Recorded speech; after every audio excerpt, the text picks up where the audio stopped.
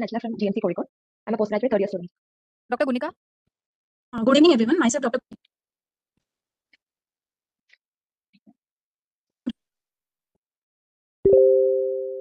Good evening, everyone. Myself, Dr. Nisha. I'm second year resident from GMC Jammu. Dr. Janvi? Good evening, everyone. Myself, Dr. Jana. College and Dr. Connection. Please. And a very happy Diwali to all of you. Sorry to have to do this on this very, very happy and festive evening when you should be busy eating lots of mithai. But anyway, we'll try and keep it quick. I'm going to start with the slide seminar, which will allow students to interact with this presentation. And then I'll quickly take you through chronic myeloproliferative neoplasms. And we're going to be concentrating on a subset of BCR-able negative chronic myeloproliferative neoplasms, which are called classical myeloproliferative neoplasms. And we'll restrict ourselves to that. So let's move to case one. And I'd like to invite Vishnu to discuss this case. Vishnu, can you just describe what it is that you're seeing in this picture? Sir, in this microphotograph, we can appreciate a large megakaryocyte with multi-lobulated nucleus. This is the bone marrow biopsy probe. Yes, that's a really good description. So you've very correctly identified that the cell in question is a megakaryocyte. Let me just switch on my pointer. So the cell in question is a megakaryocyte. And you also very, very correctly stated that it looks like it's the nucleus is lobate. And do you think that this is normal lobation, or do you think this is abnormal lobation? So probably this is a hyperlobated megakaryocyte. Very good. It is indeed a hyperlobated megakaryocyte. So this is what we would call a large or giant hyperlobated megakaryocyte. Fantastic, Vishnu. Thank you so much. Let's move on to case 2. And Dr. Najila, would you like to describe what it is that you're seeing? Yes, sir. This is also a megakaryocyte. It seems to be very large with hypersegmented nuclei, and it looks like a stagon shape. Fantastic. Sorry, please carry on. Yes, sir. It looks like a stagon megakaryocyte, very large with hypersegmented nuclei. Very good. All of you are spot on. Do I really need to take the talk? So it is. I've turned the picture around so you can see how it looks like the antlers on the head of a stag, and that's how they describe it. And this is very, very typical of megakaryocytes that have more lobation of the nuclei. Okay, fantastic. Thank you. Thank you. So if we move to case 3, Dr. Janvi, would you like to describe what you're seeing? Yes, sir. This is a bone marrow biopsy where we can see a large megakaryocyte, most probably something like cloud-like nuclei. Okay, and do you want to describe what you mean by cloud-like? So if I was to look at the picture on the left, Yes, how would you describe the nucleus? So NC ratio will be high. Okay. And the nucleus will be bulbous and irregularly folded. And in comparison to the nucleus of a normal megakaryocyte, is there anything about the outline that you'd like to? Is there any difference with the outline? Irregular outline. Okay, yeah, you're correct. It is irregular. But I think the point that I'd like to make is that the outline is simplified. So normally in megakaryocytes, the nuclear outline is quite complicated. In this particular megakaryocyte, you can see that it's a very, very smooth and almost continuous outline, Yes, which is what makes it cloud-like. Yes, And that's also very well seen in this picture on the other side. So thank you very much. Yes, this is a cloud-like or a dysplastic megakaryocyte. Let's move on to the next case.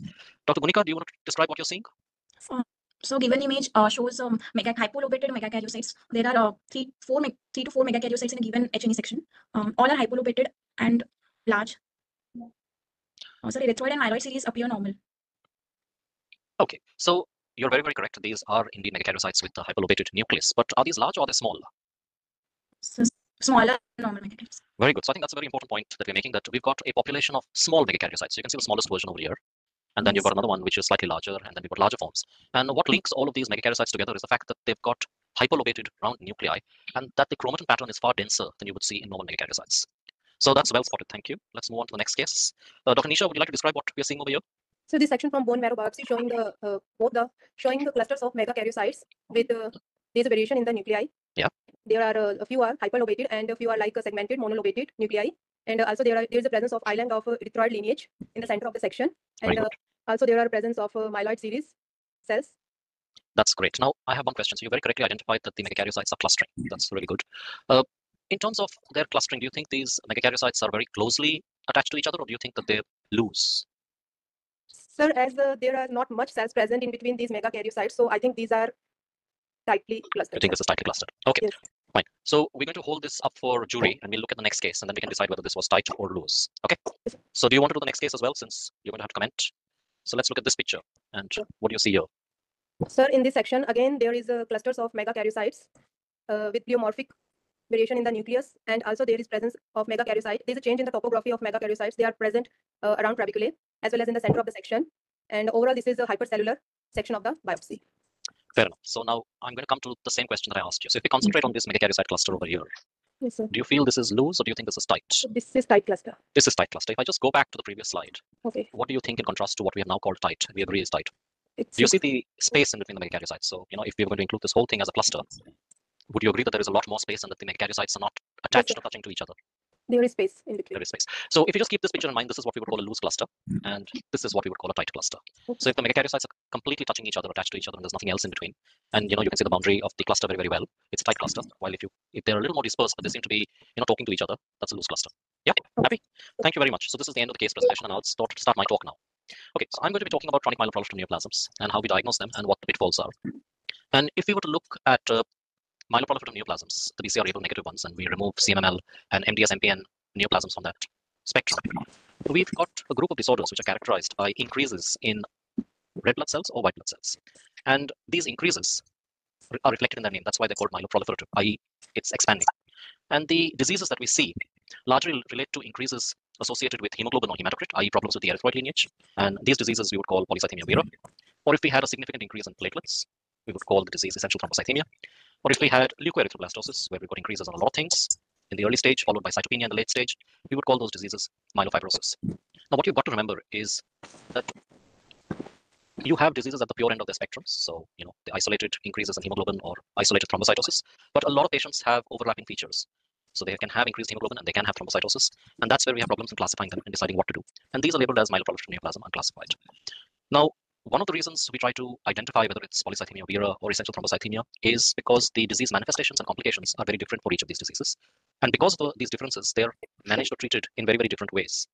The second reason we classify them separately is because their survival is very, very different. So you can see that the black line is expected survival in the normal population, and that the survival of patients with just essential thrombocythemia is just inferior, a little worse than normal. But that the survivals of patients with polycythemia vera and primary myelofibrosis, are moderately and significantly worse on the normal population. So how do we diagnose these neoplasms? We've got a whole range of tests which we can do, and they have variable utility in diagnosing them and indicating prognosis. Now, I'll quickly take you through them. So peripheral blood indices are brilliant at making a diagnosis. So if you've got increased hemoglobin or hematocrit, you're dealing with something that may be polycythemia vera. In terms of prognostics over a period of time, they may not be very, very helpful, but there are many indices which help in identifying prognosis. So for example, elevated leukocyte counts, more than 13 in polycythemia vera, are always associated with adverse outcome. The bone marrow aspirate tends not to be very, very useful in being able to decide which disease it is. It's reasonably good in terms of prognosis because as these diseases advance, they start becoming dysplastic, and the aspirate is really, really good in identifying dysplasia, increases in blasts, and so on and so forth. The trephine is brilliant in terms of diagnosis because each of these entities has a very, very characteristic morphologic appearance on histology. And they're also very, very good for prognosis because they tell you how the fibrosis is increasing, where the blast counts are increasing, and so on and so forth. And often as these diseases become fibrotic, it's very, very difficult to get any kind of aspirate from these patients. So you're by and large relying on a bone marrow biopsy to tell you what's happening. Molecular tests are very, very good at diagnosis, yes. You also have to remember that the tests that we use can, at low level, be seen in the normal population. So they're not entirely specific. They are very, very good in terms of prognosis, especially with the gene panels that we have currently. So we would look at loads of additional molecular mutations to try and determine how an individual is likely to behave and what additional mutations are accumulating and how that will impact outcome. So what are the molecular tests that we would use to diagnose these neoplasms? The most frequent is the JAK2V61F mutation, which is seen in almost all cases of polycythemia, and up to 2/3 of patients with essential thrombocythemia and primary myelofibrosis. Of the small number of patients with polycythemia who are negative for JAK2V617F, a proportion will show you a JAK2 exon 12 mutation. So if you've got somebody who you think has polycythemia vera who's JAK2 negative, please do ask for this particular test, and you'll find that a proportion of patients will be positive for JAK2, but with a variant exon. Of the patients with ET and PMF who are negative for JAK2, a proportion will show you MPL mutations, which are platelet receptor mutations, or calreticulin mutations. And then, of course, from the entire cohort, there is going to be a small proportion of patients who do not have any of these mutations, and these are known as triple negative MPNs. A little about calreticulin because it's more recent than the other mutations. The important thing to remember is that patients with essential thrombocythemia who have a CALR mutation tend to have very, very high platelet counts, which suggests that they're going to be high risk. But effectively, the CALR mutation generates a very, very low risk of thrombosis. So that's really good news for CALR mutated ET patients. And for patients with primary myelofibrosis who have CALR mutations, they have the best survival of the entire bunch of myelofibrosis patients. So if you look at the curves, you can see that the patients who are triple negative have the worst survival, while those who have CALR mutations have the best survival. We currently have excellent web-based molecular and stratification systems for myeloproliferative neoplasms, which you just enter a couple of indices, what the mutation status is, and they give you very, very lovely curves which tell you how the patient is going to behave, what the thrombosis risk is, what the leukemic risk is, and what the likely survival is. So it's made life very, very easy for us compared to previously. Now let's quickly talk about the bone marrow biopsy in myeloproliferative neoplasms. So we'll talk about what the biopsy requirements are and what it is that we aim to get out of the biopsy in these conditions. So effectively, we need formalin fixed tissue. It would be best if it was decalcified by EDTA, which usually takes 48 hours. We need thin sections, 1.5 to 2 microns, and we need to have stains in place so that we can assess fibrosis. Now, what does a bone marrow biopsy give us? It confirms that there is a myeloproliferative neoplasm. You may have a patient who has got a low allele frequency of JAK2 at, say, 1%, and you may think that he has got a myeloproliferative neoplasm. His peripheral blood indices may be borderline, which do not give you any additional confirmation. But a bone marrow biopsy will tell you very, very robustly whether it's actually a myeloproliferative neoplasm or whether the JAK2 is part of something else. So confirmation of MPN is an important role of the biopsy in myeloproliferative neoplasms. What we look at is general morphology, i.e. architecture, and we look at megakaryocyte morphology. And that's what gives us the differentiating points between various subtypes of MPN. The other important thing with the biopsy is we're able to assess fibrosis. And the third point is we're able to assess progression. And I put something down which is a useful thing, but we can argue about that later. So let's talk about what are the kinds of megakaryocytes, or what abnormalities we see in megakaryocytes in myeloproliferative neoplasms. So as I've already discussed, megakaryocytes can be of two types. They can be hyperlobulated. These are large megakaryocytes in which the nucleus shows a lot of lobulation. Or they can be dysplastic and cloud-like megakaryocytes where the outline of the megakaryocyte is very, very simplified and looks quite hypo or monolobated. The other thing that happens to megakaryocytes in myeloproliferative neoplasms is that they start becoming social, i.e. they form clusters. So any collection of more than three or more than three megakaryocytes is defined as a cluster. And the clusters can be loose, i.e. where the megakaryocytes are trying to aggregate or talk to each other, but they're not tightly opposed to each other. Or they can be tight clusters, like in the right-hand picture, where they are intimately opposed to each other. Now, one of the things that changes dramatically and causes problems in myeloproliferative neoplasms is changes in the stroma. So the stroma increases and replaces or displaces hemopoiesis, which causes problems of its own. And I thought it would be useful to identify what kinds of stroma we can see in the bone marrow. So the most predominant stromal aspect of the bone marrow is fat. You can see that here as white lucent spaces on the biopsy. And we know that fat increases with age. So hemopoiesis reduces and fat increases. And the other thing very important to keep in mind is that there is a layer of fat in the subcortical area of the iliac crest. So the first 2 or 3 intertrabecular spaces may be fat rich, and this is a normal phenomenon, and you should not use these intertrabecular spaces when you're trying to assess cellularity. The other thing, the stroma is matrix, which you tend not to see normally, but can be expanded when you have conditions like gelatinous transformation of the bone marrow. This matrix is not particularly relevant for myeloproliferative neoplasms. What is relevant, however, are the fibers that are present within the bone marrow. And we classify bone marrow fibers into 2 types, reticulin and collagen. Right at the onset, I need to tell you that reticulin is a form of collagen, but we just name them differently. So what is reticulin? Reticulin is identified using silver stains, and the current stain that we would use is the Gomery's trichrome. This is the internationally approved standard for identifying these fibers. And you see them as these black-colored fibers which go in between hemopoietic cells. Okay. Now, what exactly is reticulin? How familiar are you all with the concept of a hammock? A hammock is something that's strung between 2 trees. It's made up of a lot of threads which are joined together to form some kind of a base on which you can rest yourself and swing back and forth between 2 trees. So you're suspended in the air above the earth between 2 trees. So think of reticulin as the hammock within the bone marrow. Now, reticulin fibers start from the end osteal surface of bone. So this slightly reddish brown area over here is bone, and you can see that it's not smooth. It's quite wavy and breaking up, and it produces these reticulin fibers. So they arise from here, and they go into the bone marrow, and they go in between hemopoietic cells. And then as they traverse through the bone marrow, they go and attach themselves to the walls of arterioles, and they spiral along these walls. And then they move back into hemopoietic tissue, and they go on to form the wall of sinusoids. Can you see the sinusoid here? And then they travel back and go to the end osteal surface of the bone trabeculae across on the opposite side. So effectively, it's a scaffold or a meshwork of fibers which are supporting hemopoietic cells within the bone marrow. Just think about it. Bone marrow is gelatinous or liquid. When you aspirate bone marrow, it comes out as liquid. Imagine what would happen if you had liquid within your bones. If you had liquid, every time you stood up by gravity, all of that liquid would go to the bottom of your bones. It doesn't happen, right, in reality. And the reason it doesn't happen is because of this reticulin meshwork. The reticulin fibers keep the hemopoietic cells where they are. They allow movement because it's like a mesh, but it's the structural scaffolding of the bone marrow. Now, how do we assess fibrosis? So the multiple stains available, the Gomery is the international standard. You first have to determine, has the stain worked? So look at the blood vessels, look at the end osteal surface of bone, look at the adipocytes. Okay, there should be a layer of fibers around all of these things. So if you can see them over there, your stain has worked. When you're evaluating reticulin, you evaluate only the hemopoietic areas, don't evaluate fat-rich areas. So make sure you exclude lymphoid nodules, areas which are rich in fat, and definitely do not count the fibers which are framing fat cells. The other fiber that we look at in the bone marrow is collagen. And you have to remember that in the normal bone marrow, collagen is only identified around arterial type blood vessels. Okay, there is no identifiable collagen in the interstitium of the bone marrow. And there are multiple stains you can use to identify it. The most commonly used ones are Mason's trichrome, which uses a green counter stain, or Marsh's scarlet blue, which uses a blue counter stain. It's up to you what you use. Fibrosis is graded using the MF score, which has 4 categories, starting from 0, which is normal, to 3, which is diffuse and dense increases in reticulin with collagen and bone formation. Okay, and we'll talk about this a little later in the talk. So I'm not going to talk about this, we can skip it. So WHO5, what has changed? So let's talk, I'll take you through what the criteria are for these neoplasms, and we can talk about the pitfalls in between. So let's start with polycythemia vera. What are the diagnostic criteria we use to diagnose PV?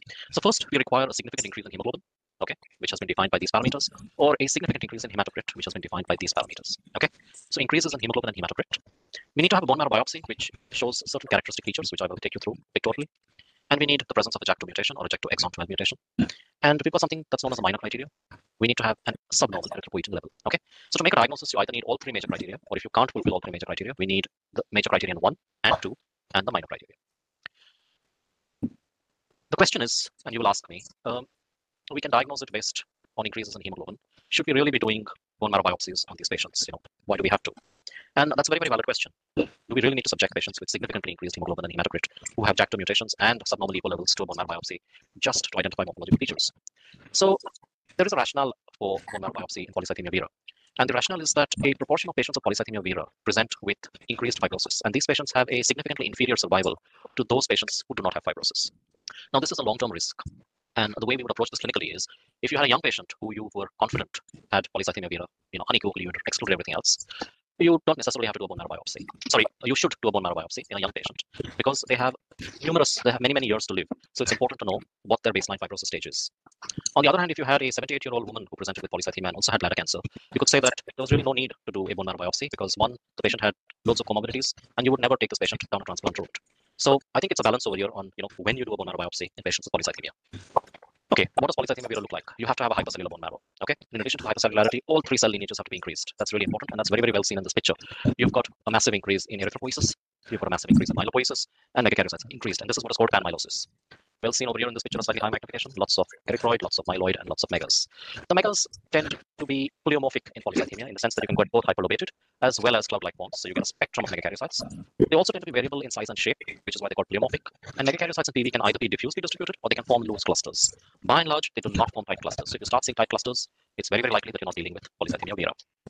Let's look at this patient, 40-year-old male, hemoglobin of 18.7, but JAK2 negative. So you wonder what's happening. So the patient underwent a bone marrow biopsy, and you can see that for a 40-year-old person, this is really, really cellular. Cellularity is about 90%. All 3 cell lines are increased, and megakaryocytes are pleomorphic and abnormal. So let's go a little higher to show you a little more. Hyperlobated, small, hyperlobated. Well seen over here. So we sent this patient's blood for an exon 12 mutation, and yes, indeed, this patient had an exon 12 mutation. So this is polycythemia with exon 12 mutation. So a lot of things can mimic PV. Patients with chronic obstructive pulmonary disease, patients with normal hemoglobin, patients with renal tumors, renal artery stenosis that's producing increased EPO. Abnormalities in the EPO and EPO are VHL or HIF pathways, and then a proportion of patients in whom, despite extensive investigation, you're not able to find anything. So you do have to exclude all of these diseases before you make a diagnosis of polycythemia vera. Now, while making the diagnosis is easy, you have to remember that there's something called iron-depleted polycythemia vera. These are patients with polycythemia vera in which the hemoglobin is artificially reduced because they're also iron deficient. Okay, and they present clinically with thrombocytosis. The hemoglobin is usually within normal limits for the age. And these patients get diagnosed as ET on peripheral blood indices and molecular tests. And then the iron deficiency is identified on biochemistry. And everybody says, oh, let's deal with your iron deficiency anemia. And these patients are given iron. And the next thing that happens is that these patients present in the emergency department with massive abdominal bleeding because they've developed a splanchnic visceral thrombus. Okay, and there's massive GI bleeding, the peritoneum is full of blood. So you've got to be very, very careful when you're dealing with patients with thrombocytosis who have iron deficiency, and try not to give them iron until and unless you're sure that they don't have polycythemia vera. We've had several of these patients in the last decade, and everybody now knows about this scenario. So we tend to be very, very careful in trying to replace iron in patients with thrombocytosis if we don't have a bone marrow biopsy. Let's look at this patient, 56-year-old male, hemoglobin of 17.8, WBC of 10, platelets within normal range. The question was, he had a high hemoglobin. Did he have a myeloproliferative neoplasm? So he underwent a bone marrow biopsy, and you can see that if anything, it's a bit hypercellular for his age. Megakaryocytes seem to be within normal limits. He's got plenty of iron. And remember, bone marrows with polycythemia vera do not have iron within them. All of the iron has already been used. So it's very, very easy and very robust to say that there is no evidence of a myeloproliferative neoplasm. Look for other causes of increased hemoglobin. Let's move on to essential thrombocythemia. Again, we've got major and minor criteria. And basically, it's thrombocythemia, so the platelets have to be increased. So the figure is more than 450. We need to have certain characteristic features on the bone marrow biopsy. We also have to ensure that these patients do not satisfy criteria for other myeloproliferative or myelodysplastic neoplasms. We need to be able to identify that they have a clonal mutation. And if a clonal marker is negative, we need to make sure that we have excluded causes of reactive thrombocytosis. So how does the morphology differ from polycythemia vera? So the first thing is the marrow has to be normal cellular for age. Okay, effectively there is no abnormality in the erythroid and myeloid lineages morphologically. The only abnormality in the bone marrow is within the megakaryocytes, and these are increased in number. Okay, and the megakaryocytes tend to be diffusely distributed, and most of them tend to be large, giant, hyperlobated forms. And we've already talked about the staghorn morphology of these megakaryocytes, so they look like the antlers on the head of a deer. And this is just to show you a spectrum of morphology of what hyperlobation means. So you can see, depending on at what level the megakaryocyte has been cut, you can see various different patterns. And sometimes it even looks like polynuclearity. CD61 is quite useful if you need it in identifying the abnormal megakaryocytes and the increase in megakaryocytes. Now, thrombocytosis can occur in other things. So all the other myeloproliferative neoplasms can present with thrombocytosis or have it as a component of the peripheral blood indices. PV, PMF, chronic myeloid leukemia, MDS, MP, and overlap syndromes. Patients with MDS and chromosome 3 abnormalities can have thrombocytosis. And then, of course, you have reactive and hereditary or familial causes of thrombocytosis. There are lots of causes for reactive thrombocytosis. I'm not going to go into this at the moment. Sorry, excuse me. I think I'd like to spend some time on this case because this is a very, very common clinical scenario. And this is a 77-year-old lady who was the mother of a very senior doctor in the hospital. And she had some blood tests which showed a thrombocytosis. You can see her peripheral blood indices here. So this is the hemoglobin. You can see that she's a bit anemic. Her WBC was okay for her age, but she had a significant thrombocytosis at presentation. And because of the thrombocytosis, they went and did molecular markers, and as expected, she had a JAK2 mutation. So based on the peripheral blood and the JAK2, she was labeled as a JAK2 positive thrombocytosis ET, and was treated with anagrelide to try and control the platelet counts. And then when anagrelide didn't actually work, she was started on hydroxycarbamide. And despite having that for several months, you can see that the anemia kept on progressively worsening. The WBC count, rather than reducing, started creeping up, and the drugs seemed to have absolutely no impact on the thrombocytosis. So in January, in the next year, it was decided that she should have a bone marrow biopsy to try and figure out what was happening. And this is just a low-power snapshot view of the biopsy, and you can see for a 77-year-old person, this is a significantly hypercellular bone marrow. Slightly higher power magnification, you can see that not only is it hypercellular, but it's got florid erythroid hyperplasia. The myelopoiesis seems to be reduced, and megakaryocytes are, increased in number, but they look quite abnormal. Most of the megakaryocytes are small, they're hyperlobated, and they have very, very dense chromatin. And you can see what an extensive megakaryocytic proliferation there is in this patient's bone marrow. This is CD61 staining, and it's almost full of small hyperlobated megakaryocytes. So the diagnosis on the tripline was that this was a myelodysplastic syndrome with features which looked like deletion 5q, MDS, that we could not find any evidence of an MPN. And had a chat with the hematologist and said, this looks like an MDS, delta 5q MDS. Do we have any cytogenetics? And we also wanted to rule out other abnormalities in cytogenetics. The patient didn't have any material left for cytogenetics from the previous procedure. So she was immediately reaspirated to collect material for karyotyping and FISH. And as expected, there was a del5q mutation, deletion, and a normal chromosome 7. The karyotype on her failed. So the diagnosis in this case was an MDS with an isolated del5q and a JAK2 mutation. So JAK2 and del5q MDS is a known entity. It occurs in a small proportion of patients who have del5q MDS. And it's important to recognize it. There are lots of prognostic systems. We won't worry about that at the moment. But this is relevant for a couple of reasons, because normally when we think of myelodysplastic syndrome, we think that a patient should have a cytopenia. We do not really expect to see an increase in peripheral blood counts of anything apart from blasts at end stage. But we do need to remember that myelodysplastic syndrome can present with thrombocytosis, and there are certain scenarios in which it does that. One is deletion 5q MDS. The second is MDS with chromosome 3 abnormalities. And then we have an entity we used to call refractory anemia with ring sideroblasts and thrombocytosis, which has been renamed in the most recent WHO as MDS with SF3B1 mutation. Now, this is data from patients with deletion 5q, and if you look at the platelet ranges, you can see that they can present with very, very high platelets. And if we try and dissect further, you will note that the patients who had concomitant JAK2 mutations were the ones who had the high platelets. So do keep in mind that this does happen, and it's really important. And we'll come to why it's important. So what happened to this patient? Well, it was a very difficult discussion with the mother of a colleague to say, sorry, you were given a wrong diagnosis previously, and we're now going to change the diagnosis to something that's unlikely to be good prognosis. She was offered participation in a clinical study with lenalidomide to see if we could control it that way. But at this point in time, she was developing night sweats, was becoming more anemic, and was now receiving transfusions. And her peripheral blood film also started becoming dysplastic. She was really not keen to go down a clinical trial. In a couple of weeks, the marrow was repeated. By this point in time, there was florid progression to refractory anemia with excess blasts. And you can see from the cytogenetics that she's got a really, really complex karyotype. She received 2 cycles of azacitidine, which, controlled it to a certain extent. Her transfusion requirement reduced. But she progressed, and she didn't want any more therapy. So you can see the second bone marrow that she had. You can see that there is now florid dysplasia. CD34 showing us increased blasts. And by this point in time, she had progressed to acute myeloid leukemia. So I think the learning points of this particular case is differentiating cases of MDS and MDS MPN associated with thrombocytosis from a pure classical MPN can be difficult. And a bone marrow biopsy is quite essential in these cases, along with cytogenetics, at the time of diagnosis. So try not to put peripheral blood indices and a molecular test in isolation and make it into a diagnosis. Let's move on. Prefibrotic myelofibrosis. We've got plenty of criteria, but here the first major criterion is histopathologic. Basically, we need megakaryocytic proliferation with atypia. It should not satisfy criteria for any of the other neoplasms. It should have a clonal mutation. And then we've got minor criteria which need to be satisfied. So what does prefibrotic myelofibrosis look like? It's terribly hypercellular for age, and even at low power magnification, you can see megakaryocyte clusters. And it's very, very typical to find tight megakaryocyte clusters in these. The background hypercellularity is composed predominantly of an expansion of the myeloid lineage. So you don't have a panmyelosis here. You only have a myeloid and megakaryocytic expansion. And the megakaryocyte morphology is largely of the cloud-like dysplastic forms. Reticulin is increased. Now, why do we make a difference? And why is it important to recognize this? The importance is that most of these patients present with thrombocytosis. So on blood counts, they are, regarded as essential thrombocythemia, but they simply do not behave like essential thrombocythemia. Molecularly, the allele frequency for JAK2 is very, very, very high in prefibrotic myelofibrosis patients compared to essential thrombocythemia. They have a significantly higher risk of thrombotic complications. So almost half of the patients with this particular bone marrow morphology will develop visceral thrombosis or strokes or cardiac events compared to patients with essential thrombocythemia. And the overall survival is significantly inferior compared to essential thrombocythemia. And the reason for this is because these patients progress very, very rapidly to overt primary myelofibrosis, and they transform at a significantly higher incidence to acute leukemia. So it's really relevant that we separate or identify these group of patients from patients with essential thrombocythemia, which have a very, very indolent course. What's the difference between prefibrotic myelofibrosis and overt primary myelofibrosis? It's got to do with the grade of the reticulum. Both of them have the same morphology. We would call something prefibrotic if the reticulum fibrosis grade was 0 or 1. We would only call it primary myelofibrosis if the reticulum fibrosis grade was 2 or 3. Okay, so that's the difference. Okay, I'm not going to go into that. This is the morphology of overt primary myelofibrosis. It looks very, very similar. Massive hypercellularity. Lots of megakaryocytes. The megakaryocytes look cloud-like, dysplastic, and very, very abnormal. You can see cluster formation, very nicely seen over here. And you start getting increases of fibrosis. You can see this in the background. You can see the fibers are becoming very, very prominent. And because the fibers become prominent and because the fibers are linear, the cells start growing in a linear fashion. They start appearing in lines, almost like a tram track pattern. And this is known as cell streaming. And the lower picture shows you a collagen stain. And you can see how linear these fibers are. They're actually in between individual cells. And because you've got so many fibers, the fibers contract. And because the fibers form the walls of venules, the venules start expanding. So you get these huge sinusoidal lakes. And the marrow is just in between these sinusoidal lakes. And you can see islands of hemopoiesis floating in between. And you can even see hemopoiesis within the blood vessels. This is why patients start getting leukoerythroblastic blood films, because the bone marrow hematopoiesis manages to get into the blood vessels. This is a schema to show you what the different grades of reticulum fibrosis look like. So in the top left-hand corner, you've got reticulum fibers, which are short, they're terminating, and they do not intersect. That is WHO grade 1. In the picture on the top right, you can see that the fibers are becoming slightly longer. They're intersecting each other. That's WHO grade 1. The bottom left, you can see that the fibers have become denser, and they're starting to form meshworks. This is WHO grade 2. And you've got a dense meshwork of fibers with collagen, obvious collagen, which is WHO grade 3.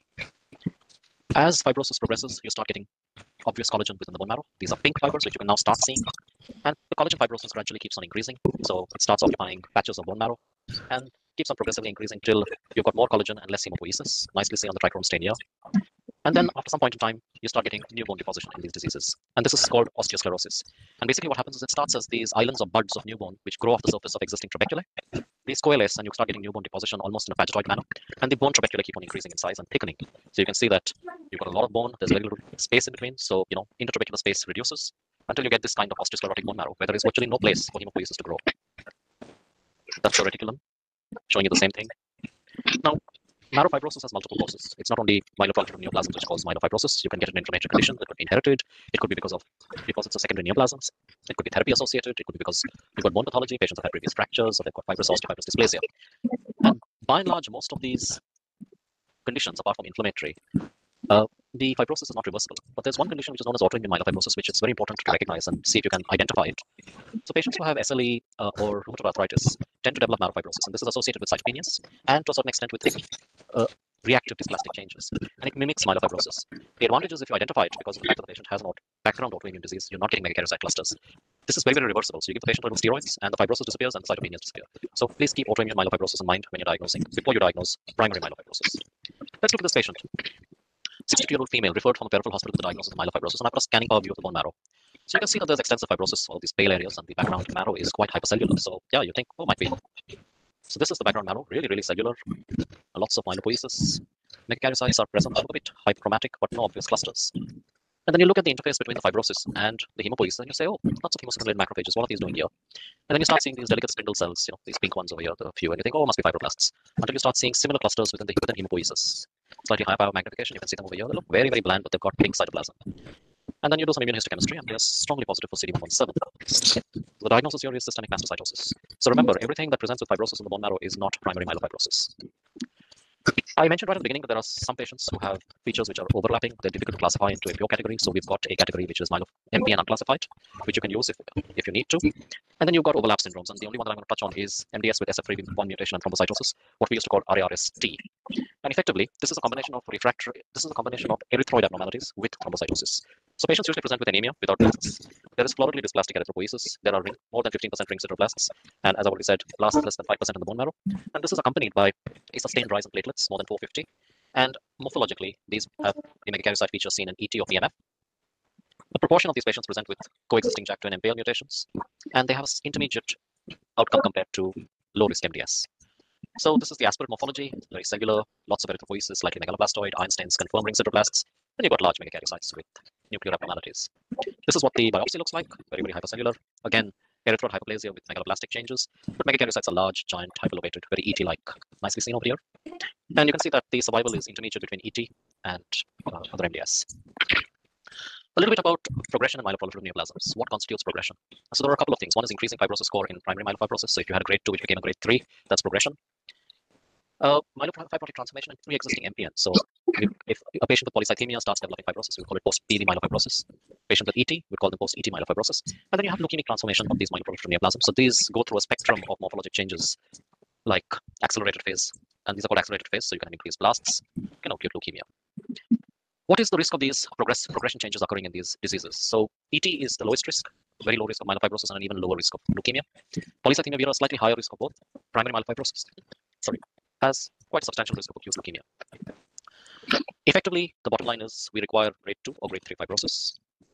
And a couple of things about the risk factors for leukemic transformation. So previously we used to use these drugs quite often, pipobroman, busulfan, and some of these are still used. And these confer a significantly higher risk for leukemic transformation and myelofibrosis. I'm not going to go into this at the moment. A couple of words about the post-ET blast phase. The presentation is quite long after diagnosis, 11.5 years. And if patients have had previous hydroxyurea therapy, they are at a higher risk of developing leukemic transformation in ET. Just to give you a quick example, 61-year-old male, long-standing ET, previously received hydroxyurea, also had received busulfan, progressed to myelofibrosis, now presents with blast and peripheral blood. So you can see, trephine is quite osteosclerotic, but it's still rather hypercellular. Lots of blasts in blood. You can see megakaryocyte clusters on the trephine. And on immunohistochemistry, this turned out to be an AMLM core. The post-PV blast phase is shorter, 8.4 years post-diagnosis, and again correlates with whether patients have received previous cytotoxic therapy. So if they have, the risk is almost 10%. The post-PMF blast phase is much higher. It's 3.5 years from diagnosis, so very, very short interval after diagnosis. I want to take you through what happens to these patients in sequential biopsies. So this was a patient who in 2004 presented with a leukoerythroblast blood film. He also had lymphadenopathy, he had hepatosplenomegaly, and on just X-ray they found infiltrates, which they were thinking, could this be TB? He had a bone marrow and looks very, very typical of primary myelofibrosis, cellular phase. You can see myeloid expansion, megakaryocyte clusters, grade 2 reticulum, so we called it primary myelofibrosis grade 2. He also had a lymph node biopsy because he had lymphadenopathy, and you can see that there is florid extramedullary hematopoiesis within the lymph nodes. So you can see what happens in these patients. The hemopoiesis starts getting displaced from the bone marrow to non-medullary sites like spleen, lymph nodes, and lung in this case. He was put on thalidomide, prednisone, given desferal. He was responding, and the thought process was that he should have an allogeneic bone marrow transplant. And this was his morphology in 2005. And you can see that it's starting to get more dysplastic. Everything's starting to look left shifted. There's horrible dyserythropoiesis. The megakaryocytes are starting looking weird and more exuberant. And on immunohistochemistry, he started getting micromegakaryocytes, and he had about 2% blasts at this point in time. So he was called primary myelofibrosis with early dysplasia at this stage.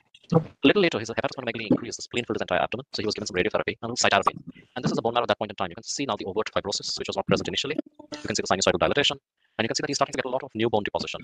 And now you can see obvious collagen in the bone marrow. Hemopoiesis at this point was really dysplastic. Look at these megaloblastic changes, the abnormal erythroid colonies, the dysplastic left-shifted myelopoiesis, and the sheets of micromegakaryocytes. He didn't have an increase in CD34 positive blasts, but he did have an increase in CD11 positive blasts. So he was called primary myelofibrosis in accelerated phase, grade 2. He was given azacitidine, which completely emptied most of the bone marrow. But you can still see that there's residual dysplastic hemopoiesis, and there were still megakaryocyte clusters. He didn't tolerate this really well. There was poor bone marrow regeneration. He had cytopenia, which was progressive, and he expired at the end of 2007. So this is what happens to these patients. We have progressed significantly since that point in time. We now have JAK2 inhibitors and a whole host of other inhibitors which we use to treat these patients, and they have completely changed the survival outcomes of these patients. But these inhibitors also produce various changes in the bone marrow, and so we do have response criteria which we have to assess, and we do get a lot of bone marrow biopsies now to assess what is happening to these patients on these therapies. And the response criteria can be defined as into three major types: minor response, i.e. regression of one grade of fibrosis; major response, regression of at least 2 grades; and complete response, when fibrosis becomes normal. So for example, if you had a patient with grade 2 fibrosis, and on therapy the fibrosis changed to grade 1, you have minor regression. The inhibitors also change a lot of other things in the bone marrow, including how plasma cells, the number of plasma cells, what the macrophages are doing, what the hemopoietic precursors are doing, and what angiogenesis is doing. And we're still learning a lot about these. So this is something that is a work in progress. It's about as much as I'm going to talk to you about today. I'm going to stop sharing, and I hope this was useful. Thank you, Mufi. I think Mani is there. Hi, Mani. There are students. Do you have any questions for Mufi? There. Mani is there. Sorry, Mani is there. Yeah. Thanks for a very crisp and as well as detailed talk, Mufi, as usual. There are a few things, 1 or 2 points which I would just add, that nowadays with this advent of molecular techniques, you can have JAK2 is also part of one of what is called as a clonal hematopoiesis marker. So one should be aware of that. But more aware is that other clonal hematopoiesis markers are less ominous. But if JAK2 comes out in somebody who is otherwise CTC looks normal, it is very ominous. There are studies which have shown that these patients develop MPN within 5 years. So that is one of the things. It is a little into the future, may not be a routine practice in India, but I think we should be ready for these things because we will always have. Because I remember a patient who was referred was a 72-year-old. It was referred to us, our center, for a workup. He came because his doctor, he had a brother who had died of myelofibrosis, so he went for he had a prostatic problem for which they did ultrasound and they detected spleen. And he had been regularly monitoring spleen and CBC for around 4-5 years. So this patient came to me.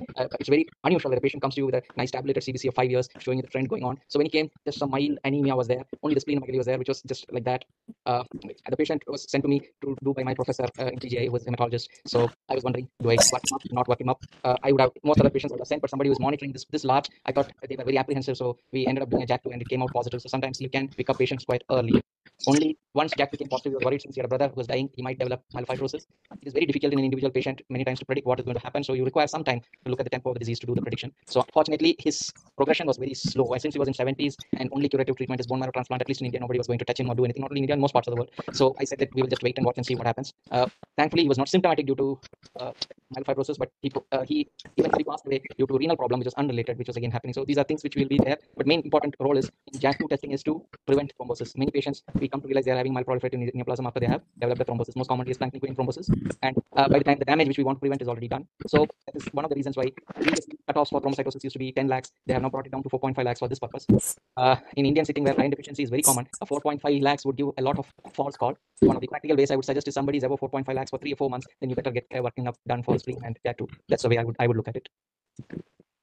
Yeah, so very interesting points, Mani. Yeah, JAK2 testing is far more easily available in the UK, and I don't know whether it's fortunate or unfortunate. Our tests have become more and more sensitive, so we're picking up JAK2 at lower and lower allele frequencies. And what this has done is it has generated these huge JAK2 positive clinics in the well population. May I put it this way? We make them the worried well population. So they've got tiny allele burdens of JAK2, and then they have to be followed up, sequentially. And this creates an entire medical industry by itself. So you've now got JAK2 phone clinics where people are looking at, annual blood counts and JAK2 allele frequency levels of these patients, because once you pick up mutation, it becomes very, very difficult to tell a patient, don't worry, nothing's going to happen. It creates its own problems. Yeah, it is like it made me think of a philosophical question. If I was a patient, would I want to know it early or would I want to know it at the right time? Yeah, and I think being in the business, I would be like, no, thank you very much. Ignorance is bliss. Yes. So, Meena, there's a question in the audience. Yes. There's one question, sir. Can we have BCR-ABL and JAK2 positive in same patient? Yes, you can. Yeah. It's not tremendously common, but yes, you can. Yeah. One thing I tell you, JAK2 is not exclusive to NPN. It is anything that is JAK2 positive just increases its rate of multiplication. So there are many tumors which have developed JAK2 mutation, not as the first mutation, but as subsequent mutations. Even ALLs can have JAK2, AMLs can have JAK2. So in NPN, JAK2 is the first mutation. So that is what differentiates NPN from the other JAK2 positive neoplasm. So we should not look at JAK2 as JAK2 alone. Yeah, and JAK2 is also, sorry. Yeah. Of course, you cannot diagnose an NPN just based on JAK2 and counts alone. As Mufi said, you require everything to be put together. It's not a single way of doing it. Yeah. And JAK2 is also mutated in solid tumors, so it's no longer restricted to heme neoplasm. Something to keep in mind. And it is the driver in several epithelial malignancies. Okay, Any more questions? There are no questions. So then our upcoming talk is on 5th of November, which